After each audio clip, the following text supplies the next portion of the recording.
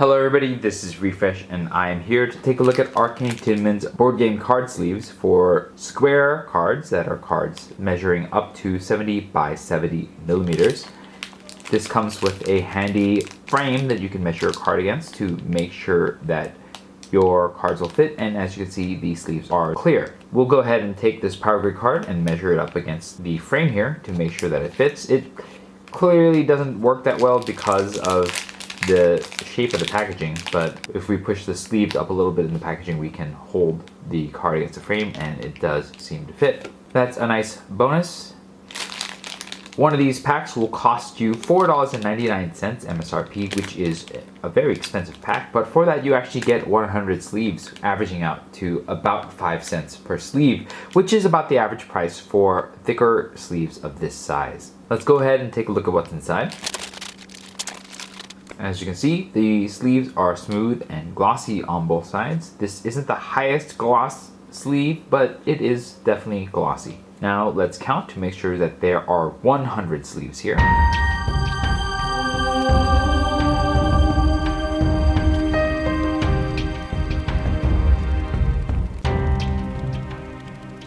That is exactly 100 sleeves, so you are getting exactly what you pay for. Now to check the thickness of the sleeves. These sleeves are, it's like 1.7 millimeters thick, and that is about 170 microns for a sleeve, or about 85 microns each face. Now to measure the dimensions.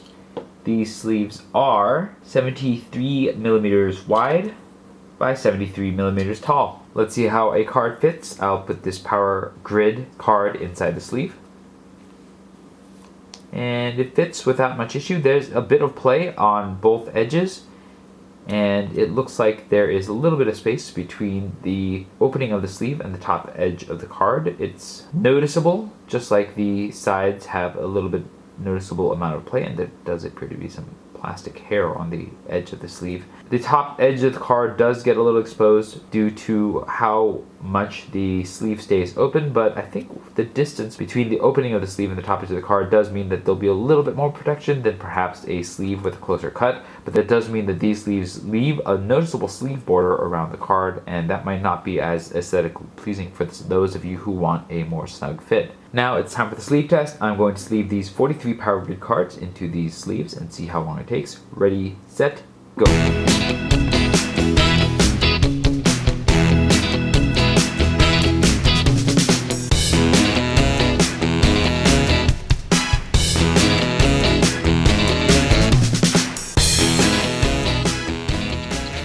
That took 1 minute and 52 seconds to sleeve these 43 cards, which puts it at 2.6 seconds per shuffle. This puts it somewhere in the middle of the pack in terms of the sleeving process. Not too fast, but also not too slow. And for the most part, I felt like the cards fit into the sleeves without many concerns. The extra space that the sleeves offer the cards means that it's easy to put the cards in. Now that the cards have been sleeved up, let's go ahead and take a look at the consistency and uniformity right out of the package. These sleeves have a pretty uniform width. There is maybe one or two sleeves that are slightly larger than the others, but the distinction is very minor, and so you can't really tell unless you're looking very hard for it.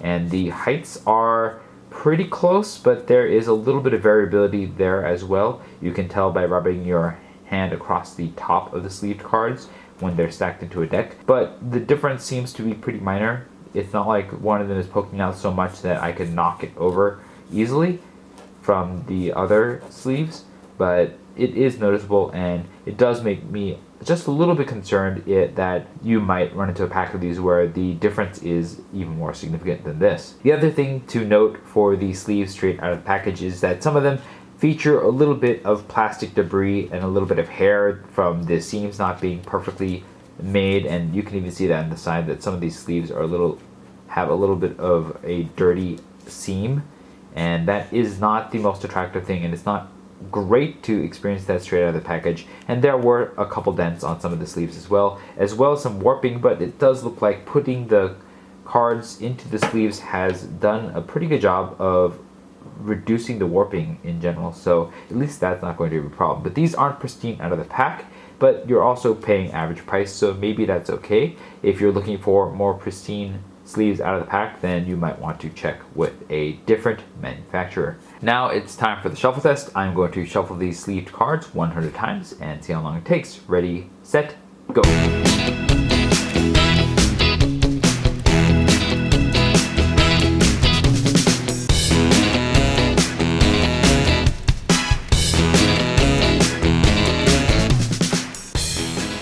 Alright, that took 1 minute and 58 seconds to shuffle 100 times. And that is a pretty fast speed of 1.18 seconds per shuffle. These sleeves didn't really have much of an issue sliding into one another. I did drop them a couple times because probably mishandling on my part.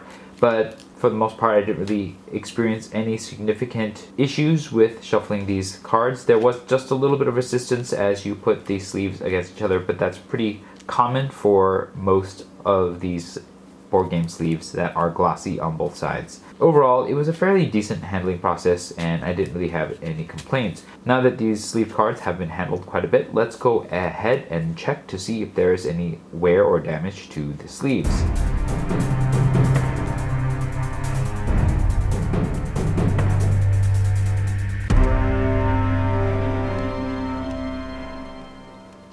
Alright, it looks like these sleeves held up pretty well in general. There were a couple of the sleeves that had some very slight bending in the corners, and that is going to probably be an issue down the line when you handle these sleeves a whole lot. I do think that the handling process actually did a good job of rubbing some of the garbage off the edge of some of the sleeves, but obviously not all of the sleeves could have all the plastic remnants completely cleaned off by handling.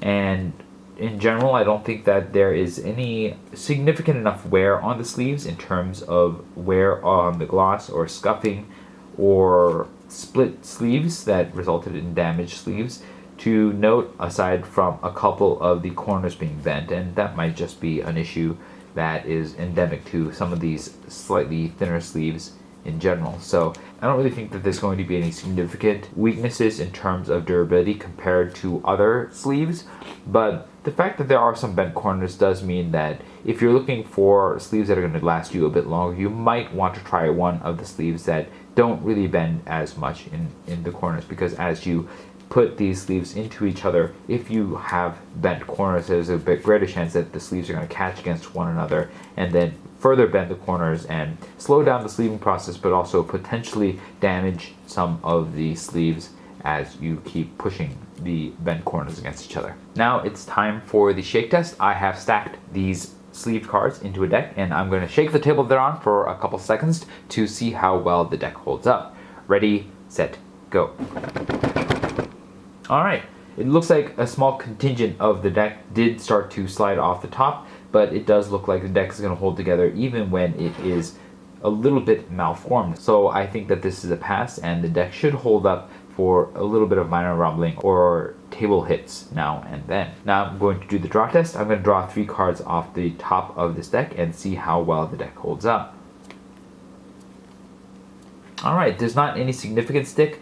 A couple of the cards do seem to follow the topmost drawn card, but it doesn't seem to be any serious issue in terms of causing the deck to lose stability as you draw cards off the top, so I think that is a pass as well. For the most part, I think that these are a middle of the road sleeve. The manufacturing issues as they come out of the pack are a little bit noticeable, especially in terms of the sleeves that have some really dirty edges and bits of plastic from the manufacturing process that was not really cleaned up afterwards. And the other downside of these sleeves is that a couple of the corners got bent, so that does mean that the durability is slightly less, and the variance in the widths a little bit is also going to be a little bit of a concern. And I think between those two issues, these are not necessarily going to be your best choice for sleeving your cards, especially when you have issues with consistency straight out of the package.